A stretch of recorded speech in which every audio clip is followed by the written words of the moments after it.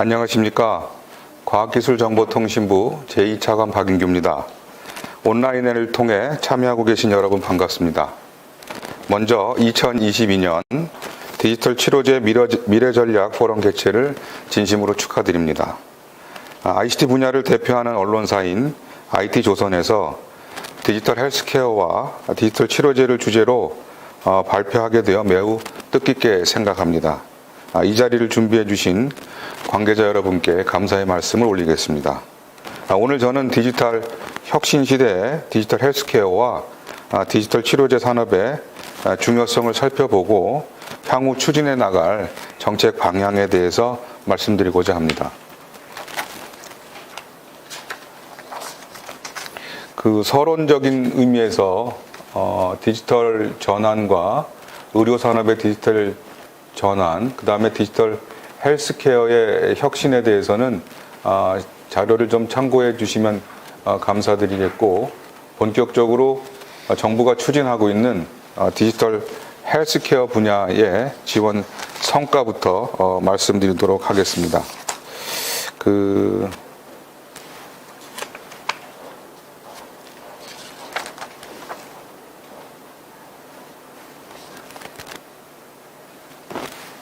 그동안 디지털 분야의 하나의 융합 분야로서 디지털 헬스케어에 대한 다양한 정책적인 노력들을 해오고 있는데, 대표적인 사례를 몇 가지 말씀을 올리겠습니다. 먼저 과기정통부가 인공지능을 활용해서 헬스케어 분야를 어떻게 지원하고 있는지에 관련되는 건데, 먼저 PHIS라고 하는 사업이 있었습니다. 클라우드 기반의 병원 정보 시스템을 2017년부터 지원을 해서 세계 최초로 3차 의료기관에 완전히 클라우드 기반의 병원 시스템을 완성을 했고, 이것이 현재 해외 수출 계약을 맺는 등 성과를 이루고 있습니다.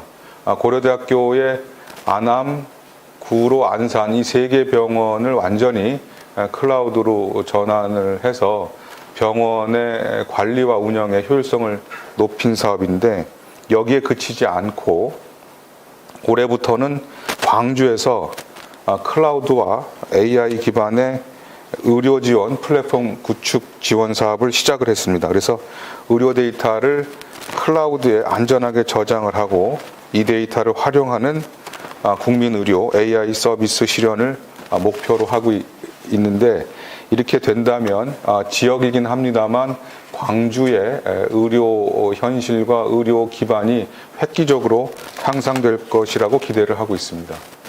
두 번째로는 닥터 앤서 사업인데요. 2018년부터 지원 중에 있는 사업으로서 8개의 질환, 21개의 소프트웨어를 개발을 해서 74개의 의료기관에서 활용되고 있고, 올해 1월에는 사우디아라비아와 구매 의향서를 체결하는 결실을 맺고 있습니다. 닥터앤서 2.0 사업도 24년을 목표로 해서 12개의 질환, 24개의 소프트웨어를 개발할 예정으로 있습니다. 이 닥터앤서 사업의 그 효과는 의료진들의 진단의 정확성을 높이고 진단에 필요로 했던 시간들을 대폭 줄일 수 있는 그런 성과를 갖고 있는데, 소아 희귀병 같은 경우에 진단 시간을 대폭 줄여서 예방과 치료에 획기적인 개선 효과를 보고 있는 것으로 알고 있습니다. 그 다음으로는 2019년부터 저희가 AI 앰뷸런스라는 그 명칭을, 브랜드를 명명을 한 건데, 5G와 AI 기반의 응급의료 시스템인 AI 앰뷸런스를 지원하고 있습니다. 서울과 경기도 고양시에서 실증을 완료하였고, 그 결과 환자의 평균 이송 시간이 대폭 단축이 되었고, 또 앰뷸런스 안에서 초기에 긴급한 조치들도 할 수 있게 되어서 대단히 위급한 시기에 효과를 보고 있는 것이고, 올해부터는 강원도에서 지자체 시범 적용을 하고 있습니다. 원하건대는 이러한 그 AI 기반의 앰뷸런스가 전국 그 소방에 있는 앰뷸런스를 대체하게 된다면 위기의 순간에도 국민들의 생명과 안전을 획기적으로 제고할 수 있지 않을까, 보호하는데 큰 역할을 할 수 있지 않을까 기대를 하고 있습니다. 다음으로는 2020년부터 인공지능 융합 프로젝트를 지원을 해서 여러 부처의 수요를 반영한 대규모 의료 데이터 분석 시스템을 개발 지원을 하고 있습니다. 예를 들면 국방부 수요를 반영해서 군에서 자주 발생하는 우리 젊은 병사들의 질환을 데이터로 분석을 해서 AI 진단 솔루션을 개발을 하고 군 병원에 시범 적용을 하고 있고요. 복지부 같은 경우에는 의료비 급여 청구가 많은 무릎 관절이나 어깨 관절 등의 질환에 의료비 심사에 AI를 개발해서 효율성을 높여가고 있고, 또 감염병 상황에서 질병청의 그 수요를 반영해서 대규모 감염병 데이터를 AI로 분석함으로써 과학 방역의 정책 수립을 지원을 하고 있습니다. 그러면 지금부터는 본 포럼의 주제인 디지털 치료제의 현재와 미래에 대해서 살펴보겠습니다.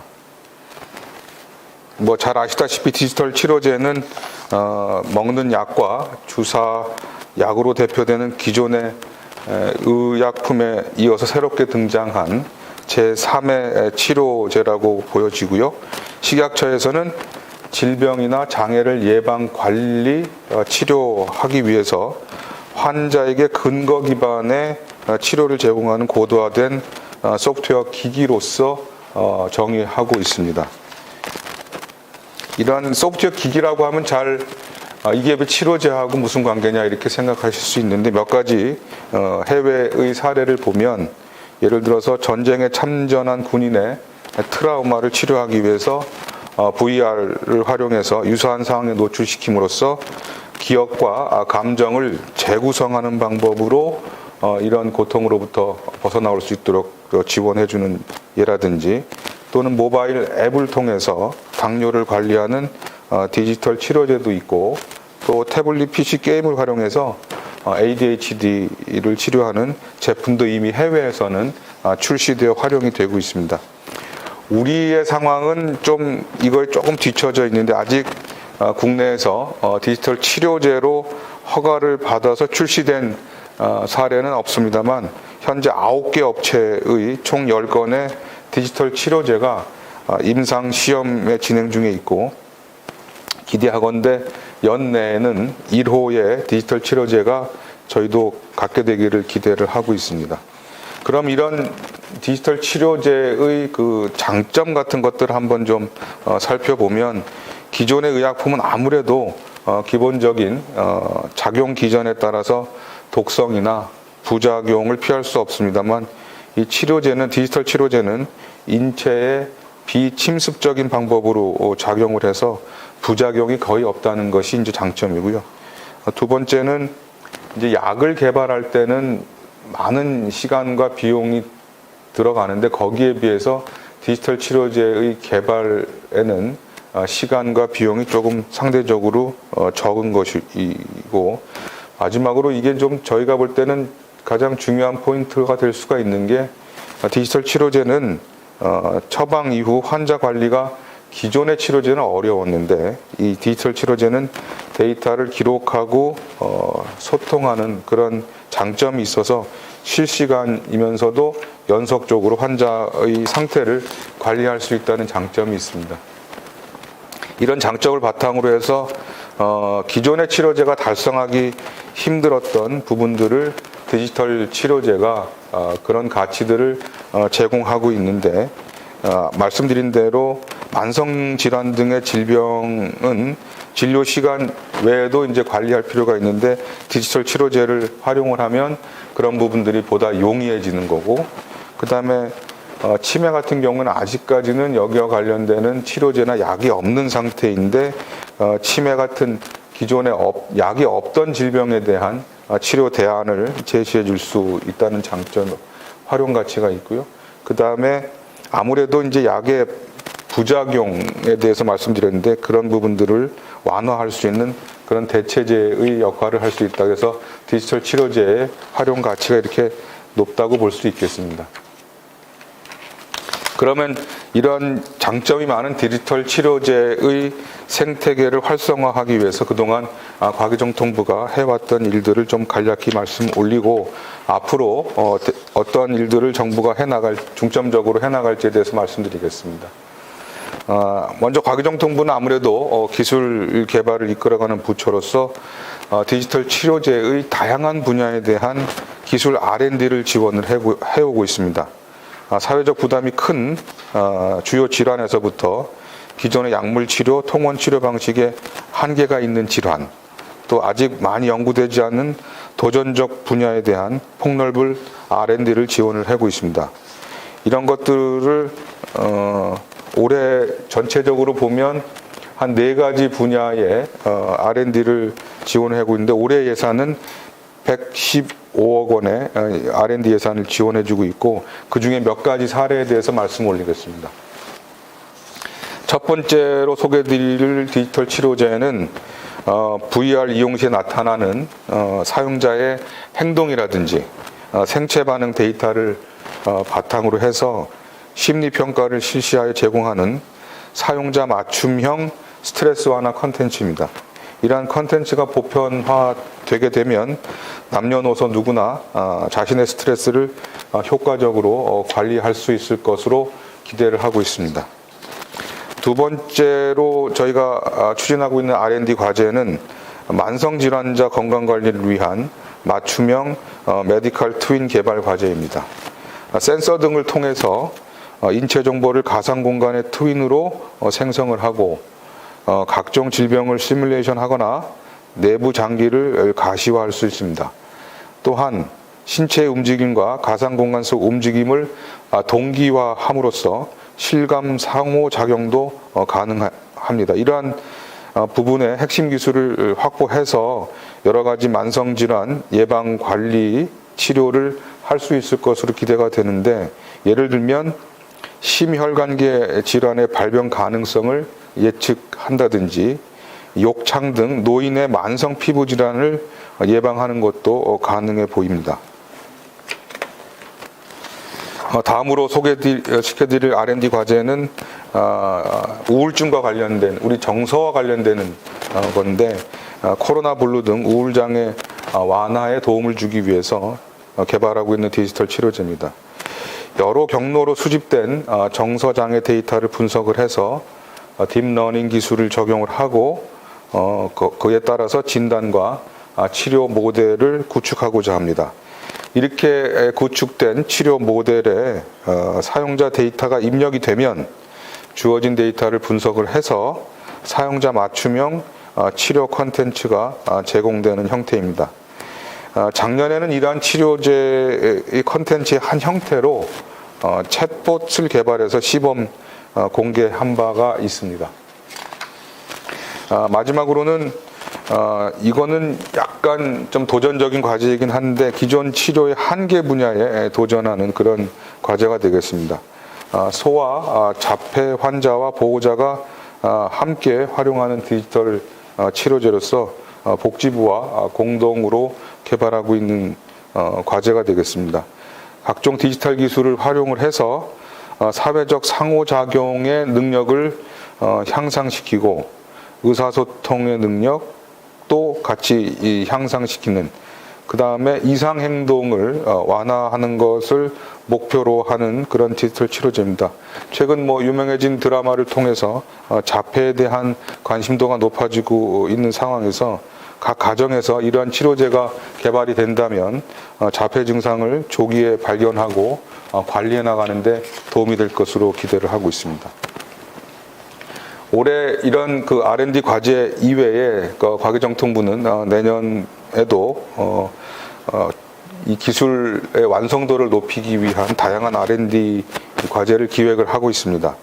그래서 앞으로 주요한 R&D 분야는 수요가 큰 분야의 디지털 치료제를 지속적으로 지원하는 것인데 아무래도 이 정서와 관련되는 부분, 우울장애라든지 스트레스 완화 이런 부분들에 대한 수요가 높기 때문에 이런 부분에 R&D를 또 지원을 해나가고, 그 다음에 기존 치료에 한계가 있었던 치매라든지 PTSD 같은 분야도 지원을 해나가겠습니다. 그리고 마지막으로는 이건 아직은 조금 더 검토를 해봐야 되긴 하겠지만, 한의학이라든지 치의학 또는 수의학, 반려동물에 대한 관심도가 높아지는 것을 착안을 해서 이런 부분에 대한 도전적인 R&D도 기획을 해 나감으로써 디지털 치료제의 기술적인 성숙도, 고도화 이거를 지속적으로 지원을 하겠습니다.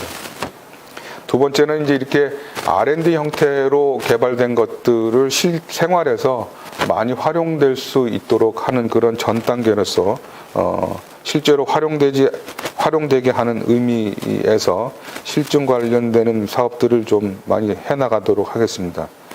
그래서 이런 것이 잘 형성이 된다면 디지털 치료제의 초기 단계에서 생태계를 만들어 나가는데 많은 도움이 될 것 같습니다.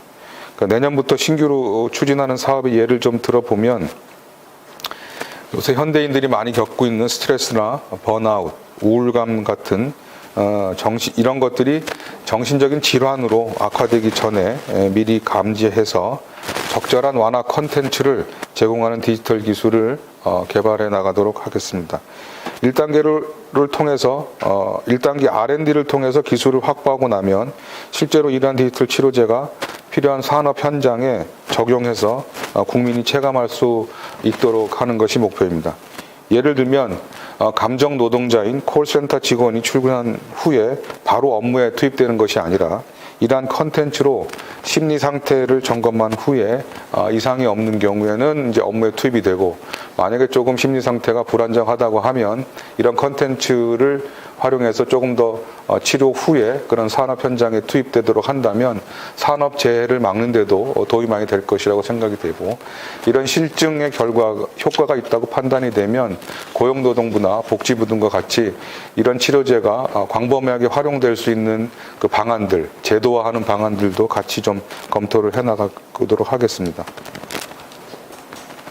다음으로는 이런 디지털 치료제나 의료 분야의 AI 빅데이터가 잘 쓰이지 않는다면 목표를 달성할 수 없게 됩니다. 따라서 이러한 부분들에 대한 것도 신경을 쓰는데, 올해부터는 의과대학 학생들을 대상으로 해서 의료 AI 교육 과정을 신설했습니다.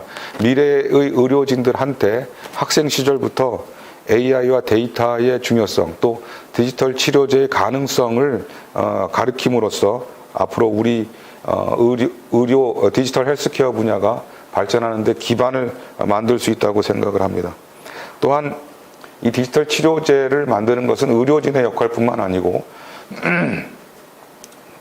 이 의료 분야의 그 기업들의 역할도 매우 큽니다. 그래서 이런 기업들을 지원하기 위해서 현재 운영 중인 디지털 컨텐츠 펀드의 투자 분야에 디지털 치료제를 포함하는 방안을 검토해서 추진을 하고, 해외 진출을 희망하는 기업들에 대해서는 기술 개발이라든지 인력의 매칭, 투자 유치 등 상시 컨설팅도 지원해 나가도록 하겠습니다.